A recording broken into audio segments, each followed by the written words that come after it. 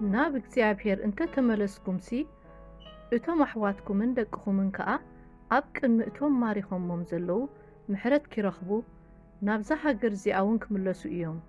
እግዚአብሔር ኣምላኽኩም ርኅሩሕን መሓርን እዩ እሞ ናብኡ እንተ ተመለስኩም ንሱ ድማ ገጹ ካባኻትኩም ኣይክመልሶን እዩ።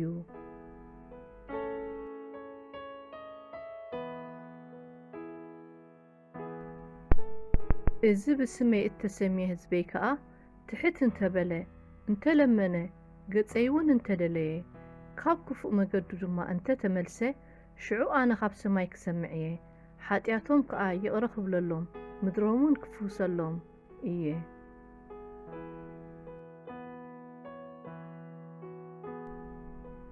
ስለዚ ንርእሰይ እፍንፍን ኣለኹ ኣብ ሓመድን ሓሙኽሽትን ኮይነ ከዓ እንሳሕ ኣለኹ።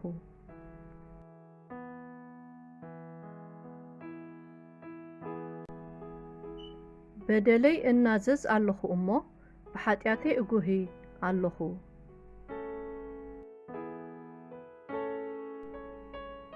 ጐይታዬ በዲለካ እየ እሞ መሓረኒ ንነፍሰይ ኣሕውያ በልኩ።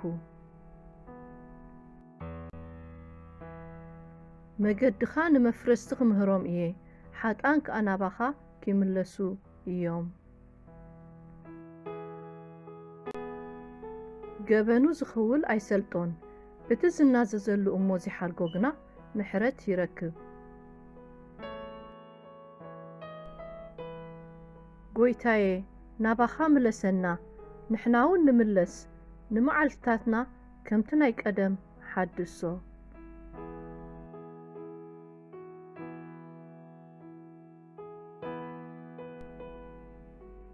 ኣነስ ሞት ሓደ እኳ ኣይፈቱን እየ እሞ ተመለሱ ብህይወት ከዓ ንበሩ ይብል እግዚአብሔር ኣምላኽ።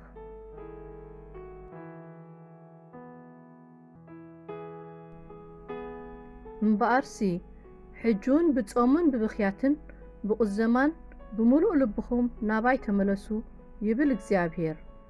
ንሱ ንኹራ ደንጓይ ብሳህሊ ከዓ ምሉእ ብእከይ ድማ ተጣዓሳይ ርኅሩሕን መሓርን እዩ እሞ ክዳንኩም ኣይኮነን ልብኹም ደኣቕደዱ ናብ እግዚአብሔር ኣምላኽኩም እውን ተመለሱ።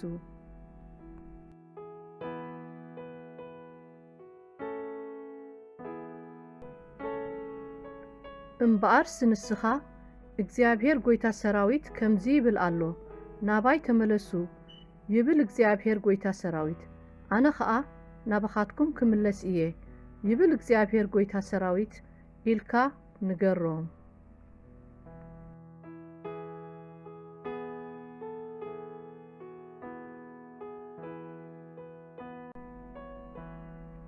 በቲ ወርሓት እቲ ዮሐንስ መጥመቕ መንግሥተ ሰማያት ቀሪባ ኣላ እሞ ተነስሑ ኢሉ እናሰበኸ ናብ በረኻ ይሁዳ መጸ።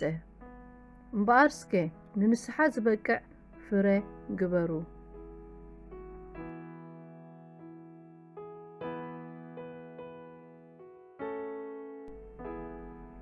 ኢየሱስ ካብኡ ነጀው መንግሥተ ሰማያት ቀሪባ ኣላ እሞ ተነስሑ እናበለ ክሰብኽ ጀመረ።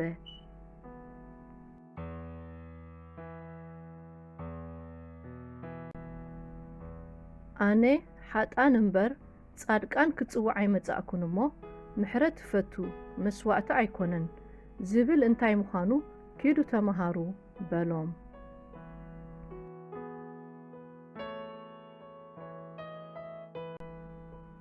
ከምኡ ከዓ ዮሐንስ ኣብ በረኻ እናኣጥመቐ ንሕድገት ሓጢኣት ዝኸውን ጥምቀት ንስሓ እናሰበኸ መጸ።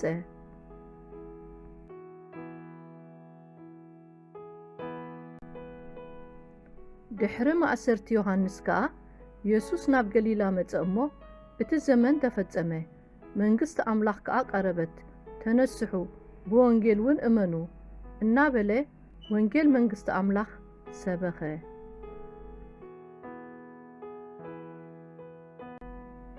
ንሓጣን ናብ ንስሓ እምበር ንጻድቃን ክጽዋዕ ኣይመጻእኩን ኢሉ መለሰሎም።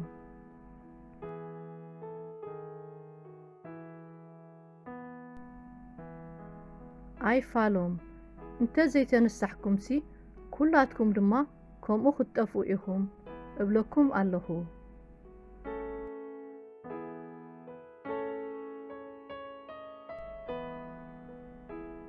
ከምኡ ከዓ ንስሓ ካብ ዘይደልዩ 99 ጻድቃንሲ ብሓደ ዝንስሕ ሓጥእ ኣብ ሰማይ ሓጎስ ክኸውን እዩ እብለኩም ኣለኹ።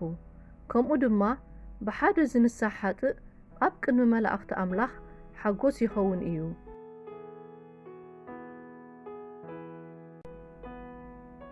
ጴጥሮስ ከዓ እቲ ተስፋ ንኣኻትኩምን ንደቅኹምን ነቶም ኣብ ርሑቕ ዘለዉ ኩሎም እግዚኣብሔር ኣምላኽና ዝጽውዖም ዘበሉን እዩ ተዋህበ እሞ ተነስሑ፣ ነፍሲ ወከፍኩም ከዓ ብስም ኢየሱስ ክርስቶስ ንሕድገት ኃጢአት ይጠመቕ፣ ህያብ መንፈስ ቅዱስ እውን ክትቀበሉ ኢኹም በሎም።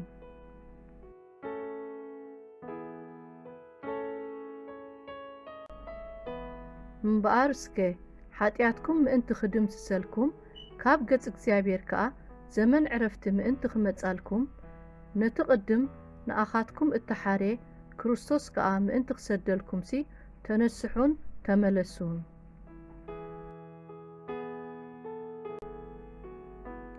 ኣምላኽ ነቲ ዘመን ድንቁርና ኣሕሊፉ በቲ ካብ ምውታት ዝተንስኦ እሞ ብኡ ንኹሉ እምነት እናሃበ ዝመደቦ ሰብኣይ ንዓለም ብጽድቂ ዝፈርደላ መዓልቲ ወሲኑ ስለ ዘሎ ሕጂ ኣብ ኩሉ ቦታ ንብዘሎ ሰብ ክንስሑ ይንገር ኣሎ።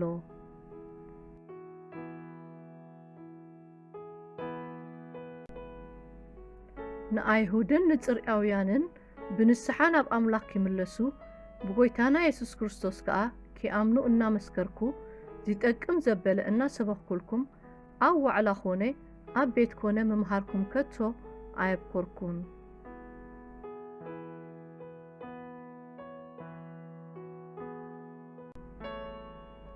ግና ኸብትርኻን ብዘይ ምንሳሕ ልብኻን ነቲ ብመዓልቲ ቁጥዓን ምግላጽ ቅኑዕ ፍርዲ ኣምላኽን ዝወርድ ቁጥዓ ኣብ ርእስኻ ትእክብ ኣሎኻ።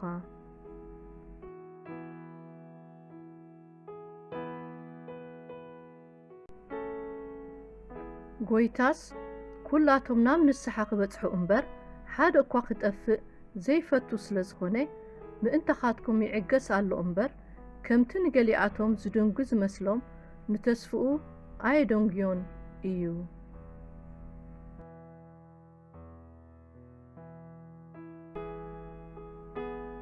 ንኣምላኽ ቅረብዎ ንሱውን ክቐርበኩም እዩ።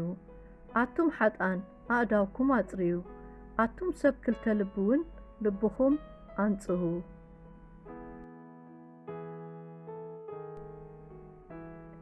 ኃጢአትና እንተተናዘዝና ንኃጢአትና ይቕረ ክብለልና ካብ ኩሉ ዓመፃናውን ከንጽሐና እሙንን ጻድቕን እዩ።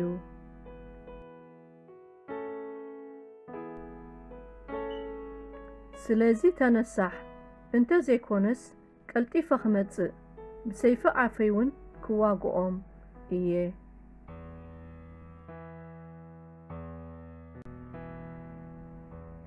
ኣነ ነቶም ዘፍቅሮም ዘበሉ እገንሖም እቐጽዖምውን እየ። ደጊም ቅና እሞ ተነሳሕ።